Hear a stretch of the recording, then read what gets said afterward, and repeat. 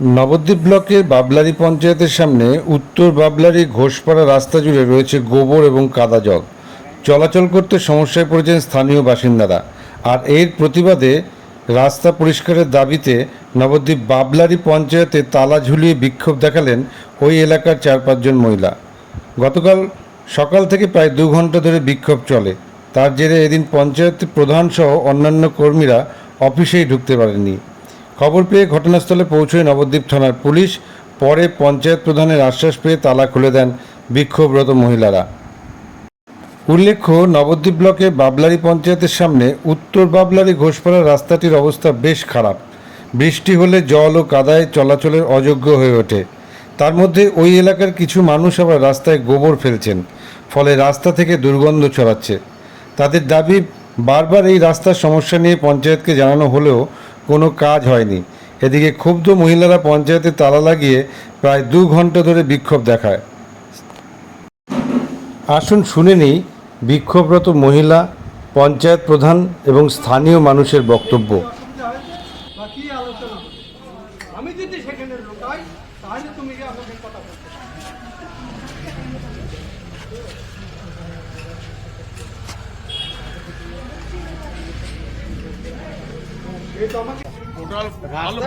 গোবর জল এসে রাস্তা পুরো জল দাঁড়িয়ে থাকছে।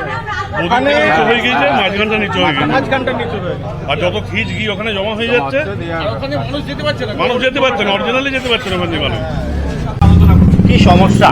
আমাদের সমস্যা, আমরা রাস্তা দিয়ে চলতে পারিনি, বার হতে পারিনি, বাড়ি বাচ্চা কাচ্চা কেউ যেতে পারে না, মাছি মশা সব স্কুলে যাবে। আমাদের প্রধান সাহেবকে দরখাস্ত দেওয়া আছে, আমাদের রাস্তা করেনি, তার জন্য আমরা খুব কষ্টের জন্য এসে তালা দিয়েছি। এই সকাল থেকে এসে বসে আছি, এখনো পর্যন্ত প্রধান সাহেব আসেন এখানে। তাহলে আমরা কি করবো বলো? আপনার নাম? আমার নাম পুতুল ঘোষ। তালা ঝুলিয়ে বিক্ষোভ করেছিলেন, এখন খুলে দিন। খুলে দিলাম। কি কথা হলো এবং কেন? প্রধান বললো নতুন করে দরখাস্ত দিতে, তার দরখাস্ত দেওয়ার পর ওনার যা করার করবে, এই কথা বললেন। কতদিনের মধ্যে বা কিছু বলে না, কতদিনের মধ্যে বললো না, মানে মোটামুটি এখন যে প্রধানের আশ্বাসে আপনারা তালা খুলে দিলেন। তো বল আমাদের যদি তালা খুললেন, বিক্ষোভ দেখানোর পর কি কথা হলো? কি কথা হলো? কি কথা হলো? প্রধান বললো যে তালা খুলে দিতে, আমরা রাস্তা নিকুতি দিতে, তা আমরা রাস্তা চেষ্টা করবো। তা আমাদের কতদিনই করবে, কি এই বছরে করবে নাকি আমাদের কাদা দিয়ে হাঁটাবে, সেটা কিছু বলেনি। এর আগেও কি আপনারা লিখিত? হ্যাঁ, লিখিত দিয়ে আছে, গত বছর দেওয়া হয়েছে। আজকে আরেকবার লিখিত দিতে বলবেন? হ্যাঁ, আর একবার দিতে বলবেন। আপনারা লিখিত দেবেন? হ্যাঁ, লিখিত দেবো। এরপরেও যদি না হয় তাহলে আপনারা কি করবেন? তা যখন আমরা যেটা ভালো বুঝি সেটা করবো। আপনার নাম? আমার নাম পুতুল ঘোষ। যদি রাস্তা না হয়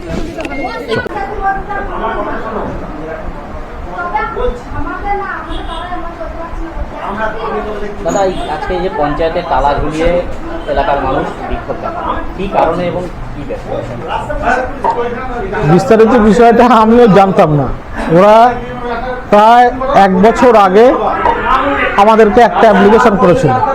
সেই অ্যাপ্লিকেশনের দরুন আমরা ওখানকার যাদের বিরুদ্ধে মানে অ্যাপ্লিকেশন করেছে তাদেরকে আমরা ডাক করিয়েছিলাম। ডাক করিয়ে বসে একটা মিউচুয়াল করে দিয়েছিলাম যে তারা আর রাস্তায় গোবর ফেলবে না। ওটা ঢালাই রাস্তা এবং তারপরেই ওটা পাকা রাস্তা। 2-3টে বাড়ির গোবর এসে রাস্তায় বোঝাই করে মানুষ যেতে পারছে না।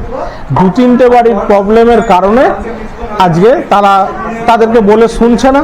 আমাকে পঞ্চায়েত এখনো পর্যন্ত অ্যাপ্লিকেশন আর করেনি। এবার যেহেতু ওরা আমাকে এখন বললো, আমি বললাম অ্যাপ্লিকেশন করুন। আমাকে অ্যাপ্লিকেশন করলে তখন আমি বিষয়টা নিশ্চয়ই খতিয়ে দেখবো যে কী করা যায়। স্থানীয়রা যেটা বলছে যে রাস্তাটা দীর্ঘ 3-4 বছর ধরে এরকমভাবেই রয়েছে। এর আগেও একাধিকবার আপনাদেরকে জানিয়েছে না, এবং যার বিরুদ্ধে অভিযোগ করছে তিনি আপনাদের রাজনৈতিকভাবে আপনাদের দলের ঘনিষ্ঠ, এবং সেই কারণেই সমাধান হচ্ছে না। সবাই আমাদের ঘনিষ্ঠ, কেউ আমাদের পর বা কেউ আমাদের আপন নয়।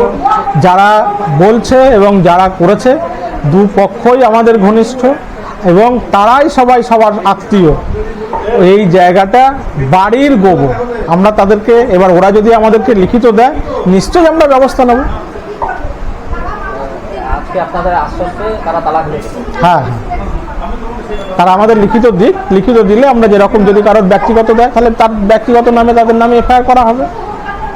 তারা ওখানে যে কজন আছে যারা বলছে তারা প্রত্যেকের আত্মীয়, আর সবাই আমাদের সঙ্গেই থাকে। নারায়ণ কর্মকার, বাবলারি গ্রাম পঞ্চায়েত।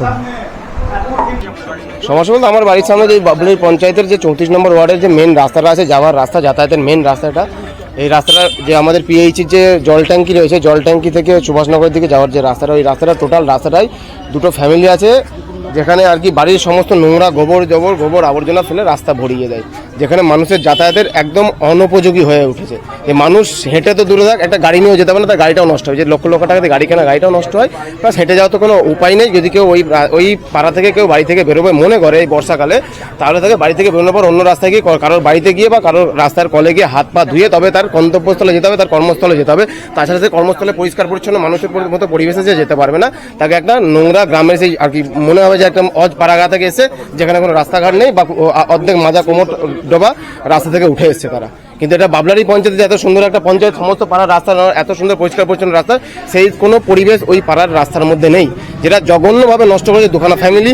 যথেষ্ট হবে তাদের বারণ করা পরও, পঞ্চায়েতকে বলার পরও, পঞ্চায়েত তাদেরকে বলার পরও তারা সেটা মানে না, এবং পঞ্চায়েত করাভাবে কোনো স্টেপও নেয় না। পঞ্চায়েতকে বলবে যে পঞ্চায়েত বলে না, এটা বলা ভুল হবে, কারণ বাজে কথা বলা হবে, কিন্তু পঞ্চায়েত বলে, ডাকে, কিন্তু তারাও সেই কদিন বন্ধ রাখে, আবার বলে, তারা বলা হয় পঞ্চায়েত সেরকম ভাবে যে করা একটা স্টেপ নেওয়া হবে তাদের প্রতি, সেই স্টেপটা পঞ্চায়েতও নেয় না, প্লাস পঞ্চায়েত আবার স্টেপও নেয়। যে আমি বলবো যে পঞ্চায়েত স্টেপ নেয় না, পঞ্চায়েতকে বলে সেটা মিথ্যা কথা বলা হবে, কিন্তু পঞ্চায়েত বলে, তারা দুদিন শোনে, 3 দিনের পর আবার শোনা হবে, কিন্তু পঞ্চায়েত তারপরেও বলা হয়, জানানো হয়, কিন্তু তার কোনো কর্ণপাত সঠিকভাবে হয় না। কর্ণপাত করে, বলে, কিন্তু সঠিকভাবে সেটা করাভাবে যেটা হওয়া উচিত সেটা হয় না, কিন্তু বলা হয়, কিন্তু সেটা হওয়া উচিত। একটা রাস্তা কি করে হতে পারে? সারা গ্রামের সমস্ত রাস্তা ভালো রয়েছে, আর একখানা রাস্তা কেন 1 হাঁটু জল জমে থাকবে সেখানে? কেন রাস্তাটা অর্ধেক করবে না?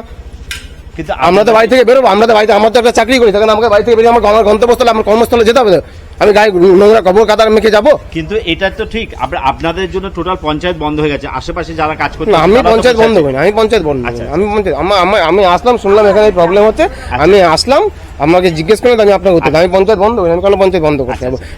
মানুষ অতিষ্ঠ হয়ে গেছে, কতবার বলবো? এই পঞ্চায়েত বন্ধ করার জন্য কি আশেপাশের লোকের কোনো প্রবলেম বা সমস্যা কিছু হচ্ছে, যে আজকে কাজ করতে পারছে তারা এসে? আমি কিছু জানি না তার বিষয়ে।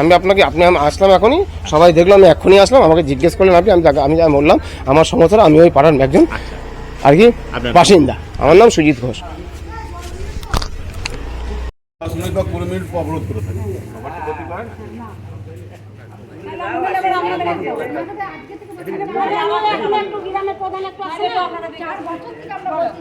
রাস্তা গ্রাহ্যই করে না, আমাদেরকে গ্রাহ্যই করে না, খবরই নেই।